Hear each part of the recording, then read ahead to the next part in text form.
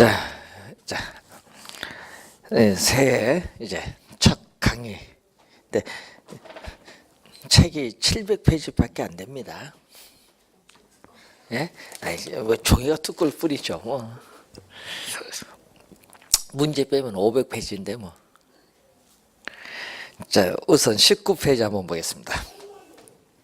자, 이 부동산학의 이 기본 원리가 되는데, 이 부동산학의 기본 원리를 보면요, 우리 김영진 교수가 건국대학교 처음에 부동산학을 도입을 하면서 체계화시키는 사람입니다. 그래서 시험 문제 우리가 출제를 하면요, 이 김영진 교수 개념만 내요. 그래서 이 부동산학이라는 것은 이 부동산을 연구하는 학문입니다. 이 부동산학은 이 부동산을 연구하는 학문인데, 그래서 우리 김영진 우리가 교수의 이 개념을 우리가 시험에 나오면은 김영진 교수의 개념을 출제해요. 여러분 교재 보시면은 이 부동산 활동의 이 능률화의 원리가 나오죠. 자, 이 능률화의 원리 및 그 응용 기술을 우리가 개척해 나가는 종합 응용 과학이 바로 부동산학이다. 자, 이때 이 원리라는 것은요, 능률화의 원리인데, 이 원리는 체계화된 지식을 말하거든요. 체계화된 지식을 말하는 이건 이론 분야입니다. 이론 분야고, 또 그 응용 기술이라는 것은 체계화된 지식의 원리 이론을 실무에 적용하는 거예요. 그래서 이거는 실무 분야. 그래서 이 이론과 실무 양측면을 강조한 거죠.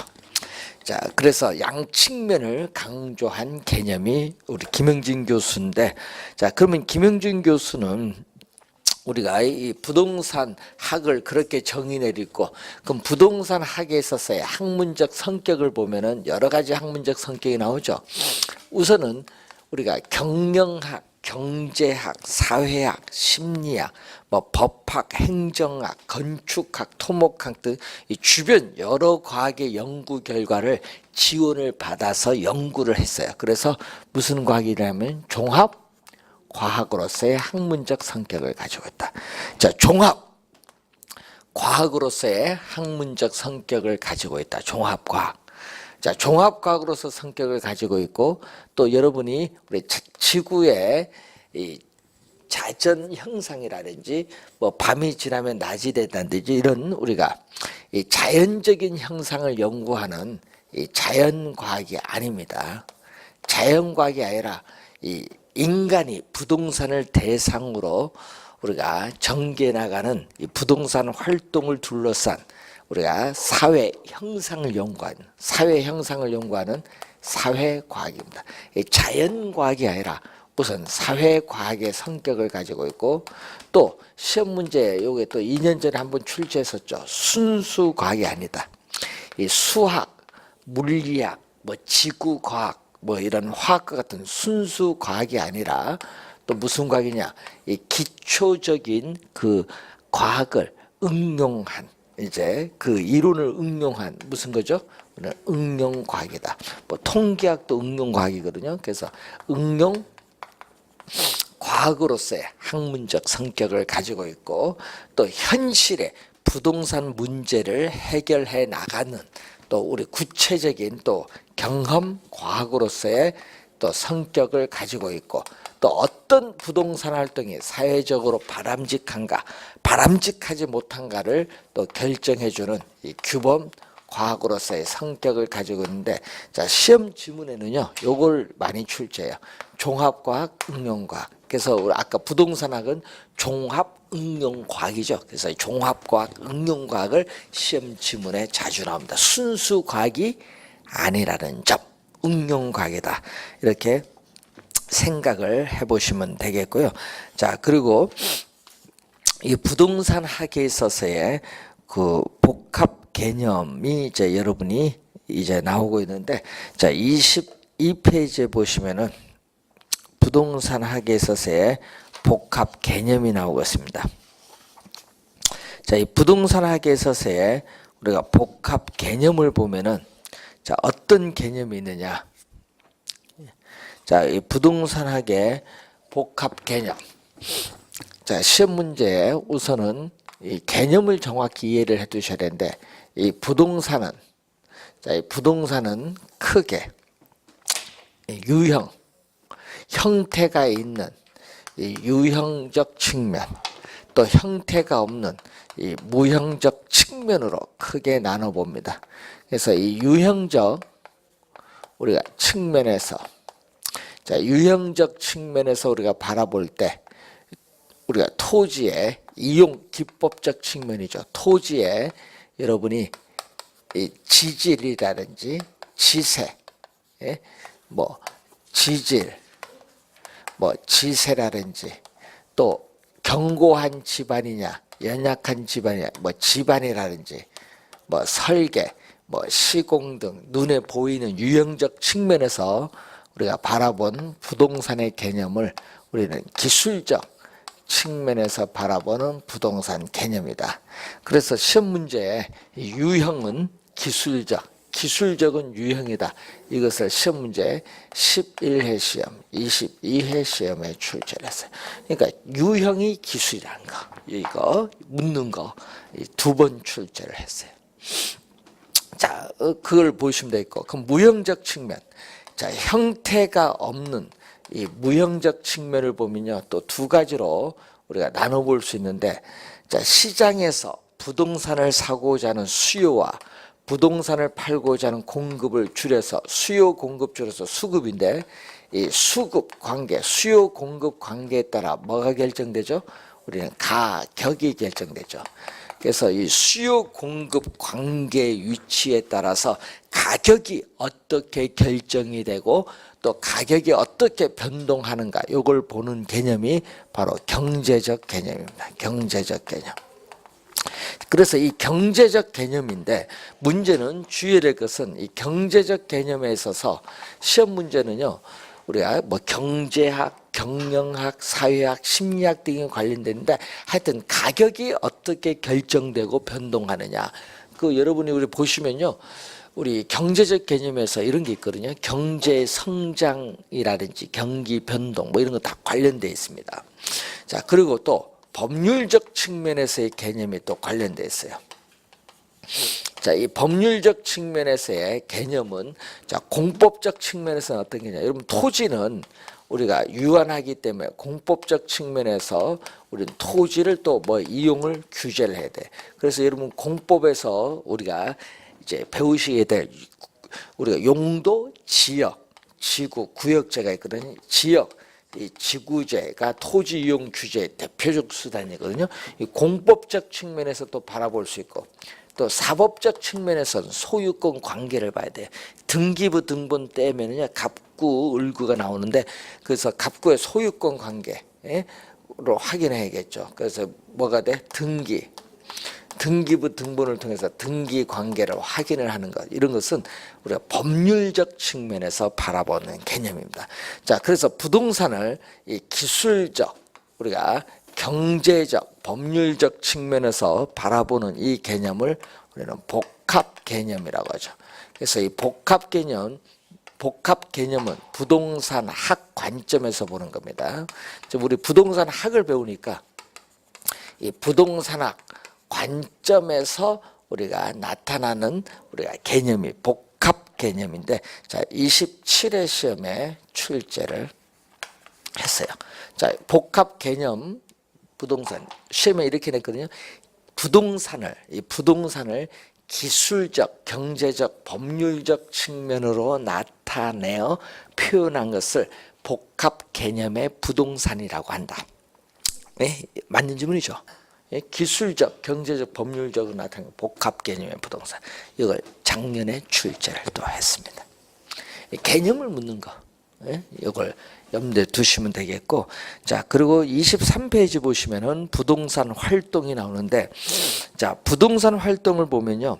이 부동산을 대상으로 전개해 나가는 인간의 여러 가지 관리적 측면의 행위를 부동산 활동이라고 하는데, 부동산 활동의 주체를 보면요.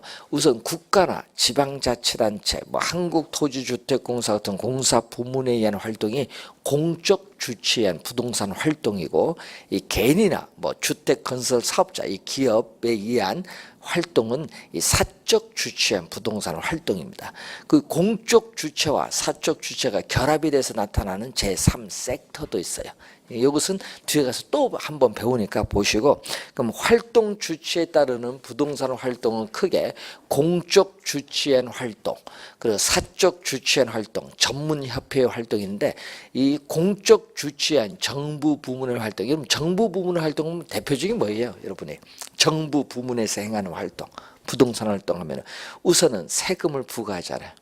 예? 그래서 과세, 세금을 부과하는 과세 기능을 가져요. 세금을 부과함으로써 부동산 문제를 해결하기도 하고, 또 정부 부문과 민간 부문의 자원도 배분해주고, 하여튼 세금을 부과하는 과세의 기능도 가지고 있고, 또 임대료 보조해줘요. 우리나라가 또 임대료 보조도 해주고요. 공공주택을 또 공급을 또 하잖아요. 요거는 또 무슨 기능? 보조 기능도 가지고 있어. 보조 기능. 또 보조 기능도 있지만 국유지, 공유지를 또 관리하고 공공 건물도 관리해요. 관리하는 기능도 가지고 있어요. 관리하는 기능. 또 토지용 규제, 아까 뭐죠? 규제. 토지는 유한하기 때문에 또 뭐한다? 규제하는 또 기능도 가져요. 이런 여러 가지 기능이 있어요. 정부 부문의 활동은. 그리고 사적 부문의 활동도 있고, 또 우리 전문협회인 우리나라는 전국 부동산 중개업 협회와 대한공인중개사 협회 두 개가 있거든요. 이러한 전문 협회에 의한 활동도 있습니다. 그래서 여러분, 이 활동 주체에 따른 부동산 활동이 그렇게 있구나, 이렇게 한번 보시고요. 자, 그러면은 여러분이 부동산 활동의 속성을 한번 우리가 보는데, 자, 25페이지에 보시면은, 자, 이 부동산 이 활동에 있어서의 속성.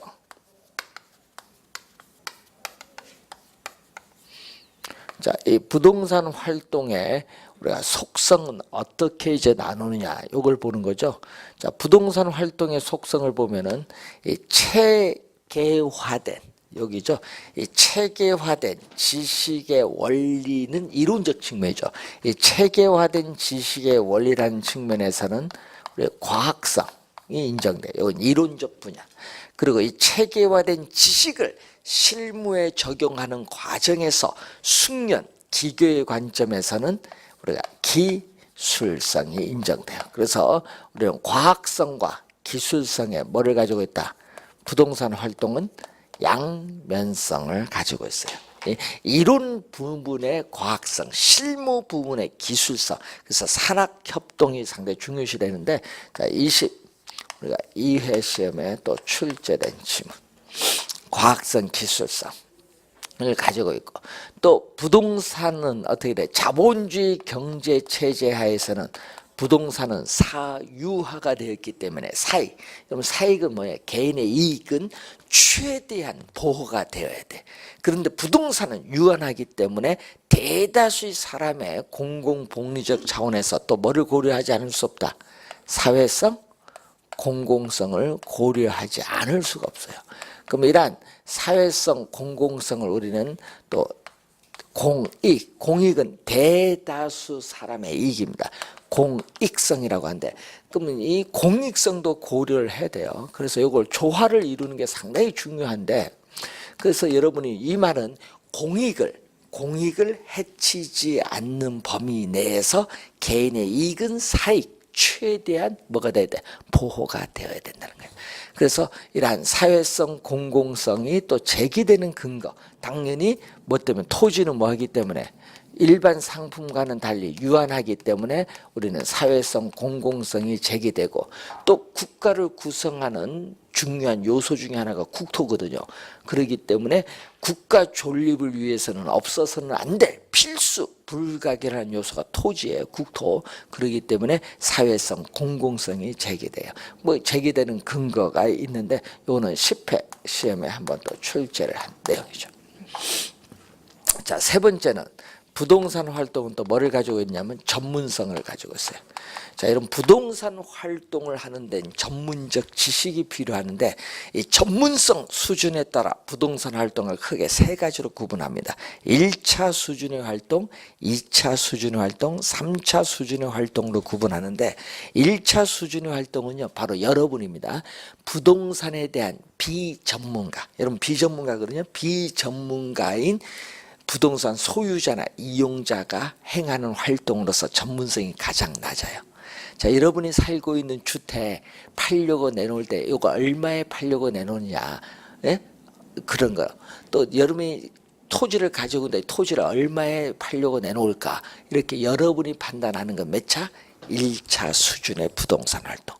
2차는요, 이 부동산을 일상에 우리가 업무와 관련해서 실무적으로 담당하고 있는 사람에 의해서 행해지는 활동입니다. 자, 국세청 공무원이 세금을 부과하기 위해서 부동산을 평가하는 활동, 또 금융기관 직원이 부동산 담보 대출을 해주기 위해서 담보 부동산을 평가하는 거, 이런 것은 몇 차? 2차 수준의 부동산 활동. 3차가 전문성이 가장 높아요. 특정 부동산 활동의 전문가가 자신의 특정 활동을 하는 거. 예를 들어서 감정평가사가 부동산을 평가하는 활동, 공인중개사가 부동산을 중개하는 활동, 이것은 몇 차? 3차 수준의 활동으로서 전문성이 가장 높다고 볼 수 있습니다. 자, 네 번째는 또 뭐가 있냐? 윤리성이 있습니다. 윤리. 자, 이 윤리성이 이제 나타나는데, 네 번째는, 자, 이런 부동산은 사회성, 공공성을 가지기 때문에 또 고도의 윤리가 나타나요. 그래서 윤리의 유형이 또 12회 시험에는요, 부동산 윤리의 유형이 또 우리가 출제를 또 우리가 한 내용이죠. 자, 이 윤리성을 보면은 이 뭐가 나오냐 하면은 종업원과의 관계를 나타내는 무슨 윤리? 고용 윤리. 종업원과의 관계, 즉 기업이나 회사 조직 내부에서 구성원 사이에 나타나는 그러한 윤리예요. 구성원 사이에서 나타나는 윤리. 구성원 사이에서 지켜야 할 도리가 있죠. 이게 고용윤리예요. 그럼 조직윤리는 이 동업자와의 관계, 동업자 단체와의 관계를 나타내는 조직윤리. 또 매도 의뢰인, 매수 의뢰인과의 관계를 나타내는 서비스윤리. 여러분, 이 서비스는 의뢰인뿐만 아니라 비의뢰인의 이익을 옹호하는 방향으로 서비스윤리가 나타나야 돼요. 그리고 우리가 일반 대중과의 관계를 나타내는 공중윤리. 네 가지 윤리 개념 12회 시험에 출제를 또 했고요. 이 윤리성은 우리가 자주 또 시험 지문에 나와요. 요 네 가지 윤리 좀 잘 확인해 두셔야 됩니다. 자, 그리고 또 부동산 활동은 이 부동성을 근거로 해서 나타나는 또 무슨 활동? 토지는 위치가 고정되어 이동하지 못하기 때문에 각종 자료를 수집해야 돼. 이런 부동산을 둘러싼 형상은 통제가 불가능한, 사회적, 경제적, 행정적 이런 통제가 불가능한 요인이 너무 많아요. 그렇기 때문에 자료를 수집해서 분석하는 정보 활동이 상당히 중요시돼요. 정보 활동. 자, 정보 활동이 중요시되고요. 또 부동산은 또 무슨 활동? 우리는 대물. 뭐죠? 대물이라는 것은 물건이잖아요. 이 부동산을 대상으로 하는 이 물건, 이 부동산을 대상으로 하는 물건을 대상으로 하는 대물 활동. 예? 부동산, 우리가 부동산이라는 물건을 대상으로 하는 대물 활동의 속성을 가지고 있고, 그리고 또 대인 활동. 자, 부동산 활동은 이런 부동산 활동의 주체인 인간을 상대로 하는 대인 활동의 또 속성도 가지고 있어요. 자, 그러면은 이러한 부동성도 가지고 있고 대물 활동, 부동산이라는 물건을 대상으로 하는 활동이기 때문에 우리 부동산의 위치에 있는 어디 가야 돼? 항상 여러분 현장에 가야 돼. 그래서 이게 중요하거든요. 부동산은요 항상 현장에 안 가면 사고가 발생해. 그래서 임장이라는 건 현장에 임하라. 부동산이 위치해 있는 현장에 임해서 행하는 활동이 나타나요. 임장 활동을 소홀히 하면요 부동산 거래 사고가 많이 발생하고 또 우리는 소송 보상도 해줘야 되니까 책임 문제가 야기될 수도 있어요. 그래서 우리 부동산은 항상 서류를 분석해서 현장에 가서 면적, 위치, 용도, 지목을 확인해야 됩니다. 자, 여러분 지금은 많이 줄었는데 옛날 같은 경우는요 서산 같은 가면요 서산 관측지 같은 데 가면은 토지 대장상의 지목과 실제 이용되는 용도가 달라요. 그러면 토지를 평가할 때는요 토지 가치를 평가할 때는 실제로 이용되고 있는 용도를 기준해서 평가해요. 그러니까 가치가 달라지겠죠. 토지 대상 지목하고 확인을 해야 돼. 그래서 현장 가서 가치가 다르기 때문에. 그래서 임장이 상당히 중요합니다. 그러면 여러분이 우리 요즘에 여러분 뉴스도 보겠지만요 변호사들이 중개 업무에서 요즘 소송도 이제 막 나타나는데 소송도 지금 소송 중에 있거든요. 1심 지나고 이제 2심 이제 들어가는데 그 보면요 변호사들이 중개 업무를 하겠다예요. 그럼 변호사는 중개 업무에 어떻게 적합한가 이제 그게 문제인데 문제는 변호사는 법을 전공을 했잖아요. 그러니까 뭐는 잘하겠어요? 예? 서류는 잘하겠지. 여러분 소비자가 갖다 준 서류를 앉아서 분석하는 건 잘해요. 책상 머리잖아요. 머리 쓰는 사람 아니에요 변호사. 잘해요. 그렇죠? 근데 그래서 뭐 수수료 뭐 99만 원 받는다. 우리 수수료하면은 얼마? 강남 같은 경우 우리 수수료하면 매매하면은 돈 한 1,500 받거든요. 그 99만 원 받으니까 사람들 가서 하는데 서류는 보지. 근데 현장 확인은 안 하지. 그럼 만약에 토지 같은 경우 사고 나면 누구 책임? 변호사 책임 아니야. 누구 책임? 거래 당사자 책임이야. 그럼 변호사는 뭐한다? 우리는 할 거 다 했다 이렇게 나옵니다. 왜? 현장 임장 아니야. 서류로 봤을 때 아무나 하자가 없습니다. 서류 봤을 때는 그러니까 웃기는 거지. 중개는 우리는 서류만 보는 것이 아니라 또 어디까지 가요? 현장까지 가서 확인 다 하고 거래계약 쓰고 특약도 쓰고 있는데 중개사는 그게 아니야. 저 변호사는 단 서류만 보고 오케이 하는 거예요. 그러니까 어떻게 사고가 발생하면은 뭐 한다? 보상 안 해줘. 우리 중개는 또 1억 뭐 가입해서 공제 보상 1억까지는 해줘요. 그런데 그건 없어. 그러니까 나중에 문제 생기면은 소송하라고 해. 변호사답죠. 그래서 계약한 사람들이 웃기는 사람들이에요. 사고가 많이 발생하거든. 임장을 해야 되는데. 예? 자, 또 중요한 게 하나 있어. 이제 세계에서 이제 앞으로 지금 4차 혁명이라는 얘기 많이 나오잖아요. 4차 혁명. 예? 1차 혁명은 농업혁명이에요. 뭐 이런 식으로 2차, 3차 뭐 이런 얘기 나오는데 지금 4차 혁명이라고 해요. 엄청난 인공지능이 대두되는 4차 혁명의 시대에 여러분 일자리가 없어지는 직업들이 많이 이제 나타난다 하거든요. 그 중에 우리는 일자리 없어지는 직업 이렇게 나오는데 그 중에 부동산은 없어지지 않는데요. 임장을 해야 되니까. 요거는 컴퓨터 가서 확인을 못 하는 거야. 그래서 부동산은 그래서 어떻게 돼요? 좋은 거예요. 은행 같은 경우는요. 은행 같은 경우는 앞으로 10년 내에 지금 은행 있죠? 90%가 문 닫는데요. 은행 필요 없어요. 앞으로 뭐가 필요해? 인터넷 휴대폰만 있으면 돼. 은행 업무는 간단한 그러니까 이제 뭐도 없어. 지금 무슨 ATM 기계 이것도 필요 없어. 휴대폰 갖고 카드도 필요 없어. 카드도 뭐 휴대폰 갖고 다 결제 다 하고 전철도 다 타고 다니고 다 됩니다. 전 세계 어느 국가인지 이제 혁명이에요. 그럼 뭐만 가면 돼? 대출? 필요 없어. 휴대폰으로 딱 해서 그 승인하고 다 떨어지는데 그럼 서류만 보내주면 되는 건데, 그것도 서류도 뭐 떼서 문서로 보내주면 돼. 전자문서. 앞으로 시대는 달라지는데, 그러면 그런 시대가 왔을 때 그래도 현장으로 확인하는 부동산은 절대 없어지지 않는 거예요. 그러니까 여러분이 앞으로 이제 시대가 바뀌고 있다는 얘기예요, 지금.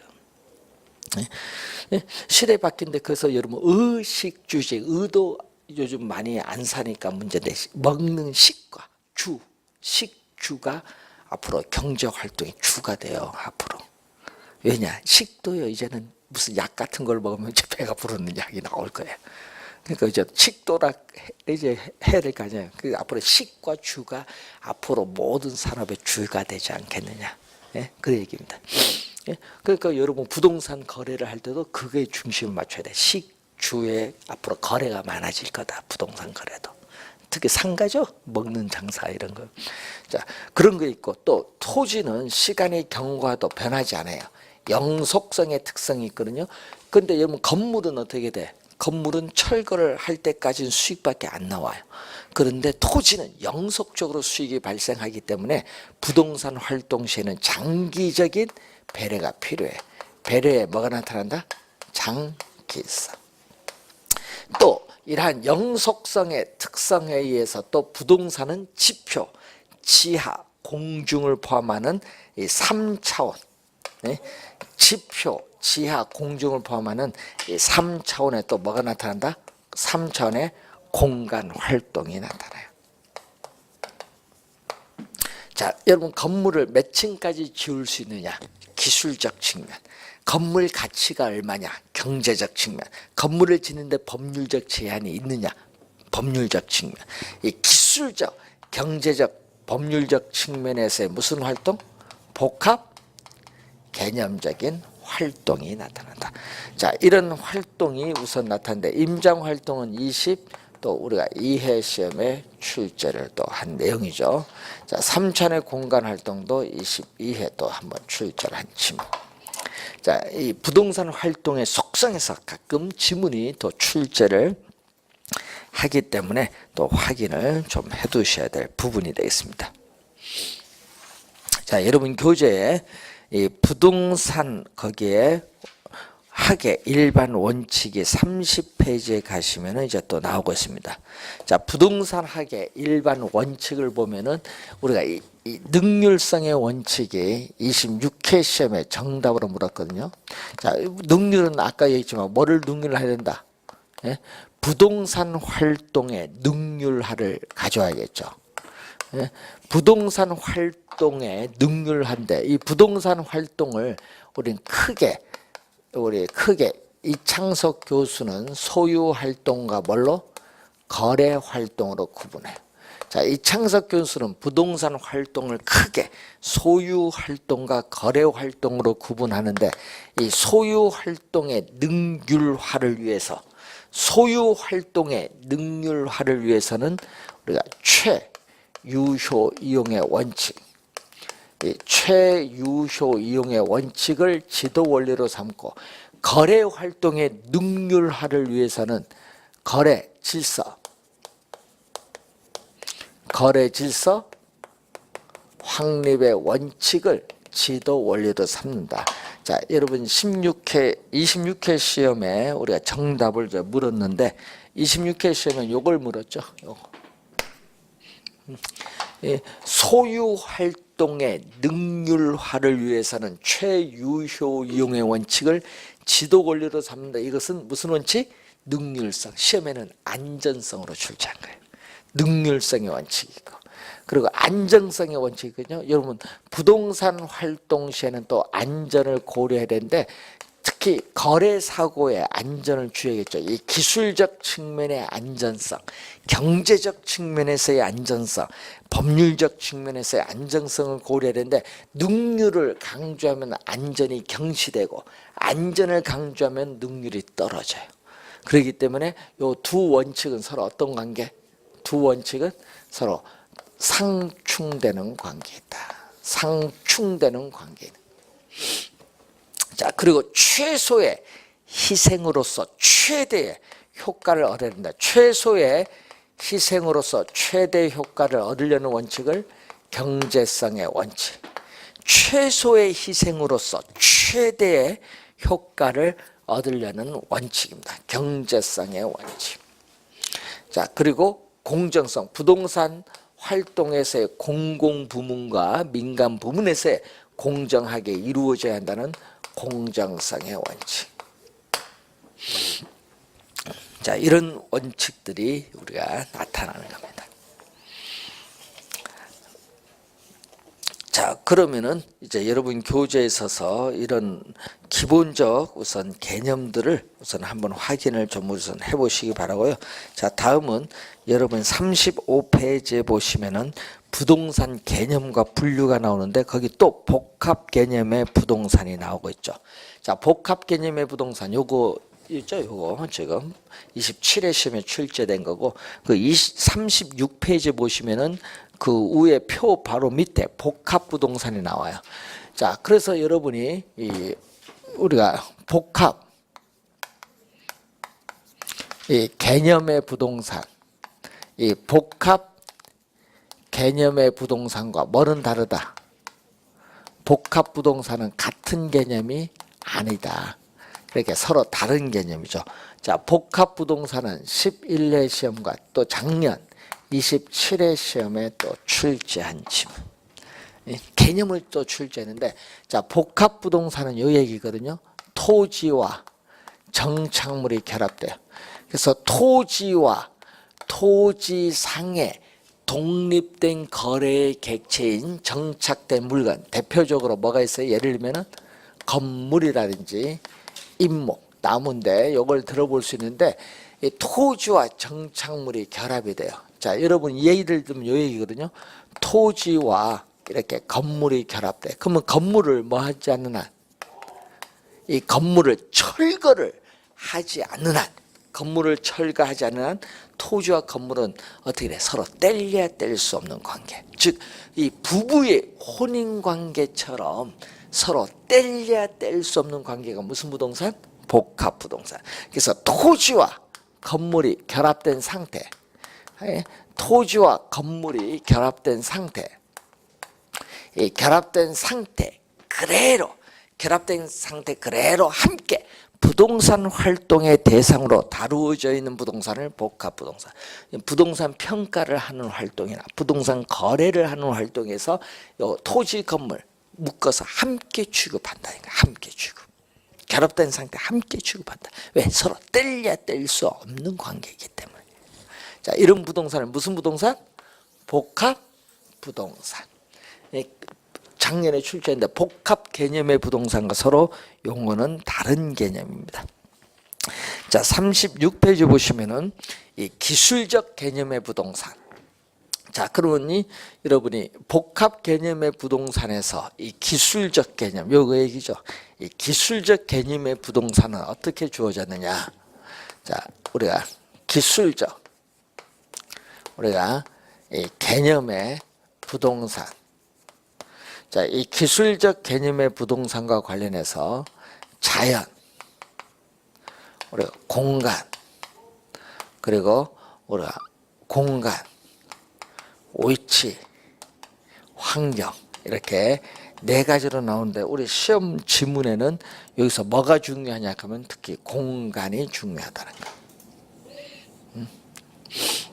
자, 자연이라는 것은, 자, 여러분 교재에 자연 36페이지에 자연이 나오는데 이 자연은요, 토지 자체는 자연적으로 주어져 있는 물건이다. 여러분, 자연적으로 주어져 있는 물건이 토지예요. 그렇기 때문에 토지는 인간의 노동의 힘이 작용하지 않는다. 인간의 노동의 힘이 작용함이 없이 자연적으로 주어져 있는 물건이 토지이기 때문에 비노동, 노동에 의하지 않아서 자연적으로 주어진 생산물. 토지가 비노동 생산물이에요. 자연물이기 때문에. 인간의 노동의 힘이 작용함이 없이 자연적으로 주어져 있는 물건인데 이 자연물은 뭐다? 유한하지. 자, 이 유한하기 때문에 이 유한한 토지를 대다수의 사람이 어떻게 돼요? 그 용도상 공공복리적 차원에서 우리가 이용을 하기 때문에 토지에 있어서 뭐가 요청된다? 사회성, 공공성이 요청되죠. 자, 이 사회성, 공공성은 결국 뭐가 돼요? 공익 개념이지. 공익 개념이 요청되고. 그리고 최근에 여러분 토지를 여러분 개발할 거냐, 토지를 보존할 거냐, 논쟁이 많거든요. 여러분 우리나라는 6, 7, 80년대에 걸쳐서 경제를 성장하기 위해서는 계속 개발을 왔어요. 토지 개발에 중점을 두다가 이제 90년, 2000년 넘어오면서 이제 개발보다는 뭐를? 보존, 개발은 좀 이제 줄이자. 이 보존, 환경 보호 단체 입김이 강해요, 이제는. 그래서 최근에는 개발보다는 뭐를? 보존을 중시하는 경향이 두드러지게 나타나고 있어요. 그렇기 때문에 어떻게 돼요? 우리는 자연, 토지가 자연으로서 가지고 있는 가치를 점차 크게 인식하고 있기 때문에 보존을 좀 중요시하는데, 문제는 경제를 성장하기 위해서는, 경제를 성장해서는 개발은 어느 정도 불가피하거든요. 그래서 그러면 자연 개발하면 환경이 파괴되니까 환경 파괴는 최소화시켜야 되겠다. 그래서 요 두 개를 조화를 이뤄야 돼.